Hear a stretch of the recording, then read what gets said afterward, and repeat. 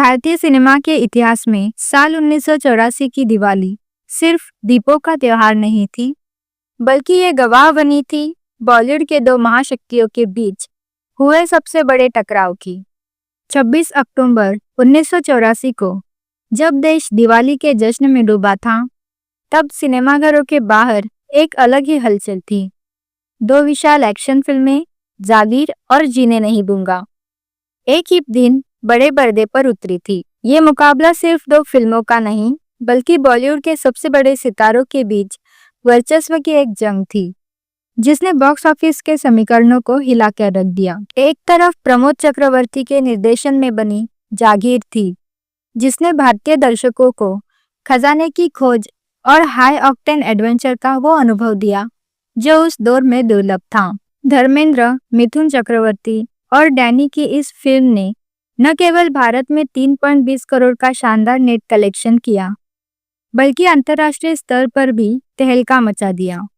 वहीं दूसरी ओर multi starrer फिल्मों के बादशाह राजकुमार कोहली अपनी फिल्म जीने नहीं दूंगा के साथ मैदान में थे। ये फिल्म एक शुद्ध रिवेंज ड्रामा थी, जिसकी कहानी दो दुश्मनों के समुदाय जंगावर और दिलावर की खूनी रंजिश पर आधारित थी। इस फिल्म में धर्मेंद्र ने दोहरी भूमिका निभाकर अपनी स्टार पावर का लोहा मनवाया, जबकि शत्रुघ्न सिन्हा और राज बब्बर ने अपनी अदाकारी से फिल्म में जान फूंक दी। दिलचस्प बात यह है कि ये फिल्म 1979 की सुपरहिट पाकिस्तानी फिल्म मौला जट से प्रेरित थी।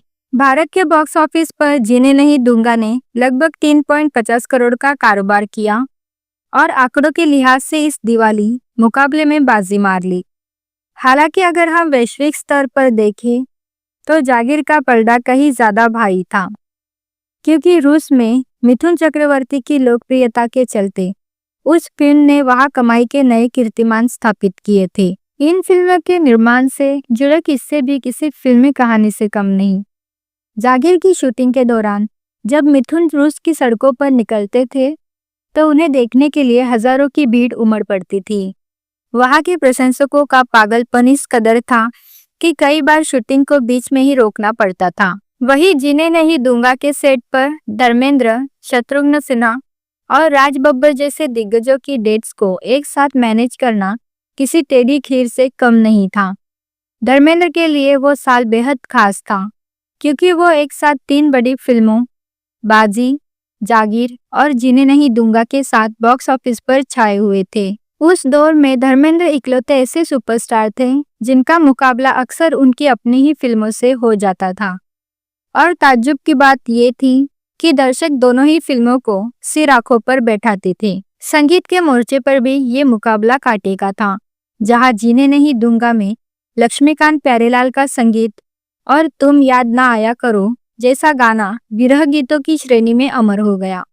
वहीं जागीर में आर.डी. बर्मन ने एडवेंचर की थीम को ध्यान में रखते हुए जबरदस्त बैकग्राउंड स्कोर और गीत तैयार किए थे। इन फिल्मों की सफलता में विलेन की भूमिका निभाने वाले अमरीश पुरी, डैनी और शक्ति कपूर का भी अहम योगदान था, जिन्होंने नायक के संघर्ष को पर्दे पर और भी प्रभावी बनाया।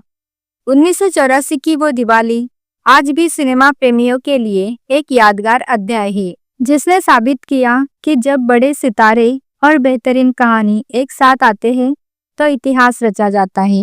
वैसे अगर आपको उस समय सिनेमाघरों में इन दोनों फिल्मों में से किसी एक को चुनने का मौका मिले, तो आप जागीर के अंतर्राष्ट्रीय एडवेंचर को चुनते या जीने नहीं दूंगा के देसी बदले की कहानी को? हमें कमेंट्स करके ज़रूर बताइए।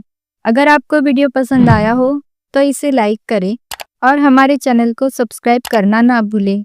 मिलते हैं अगले वीडियो में। धन्यवाद।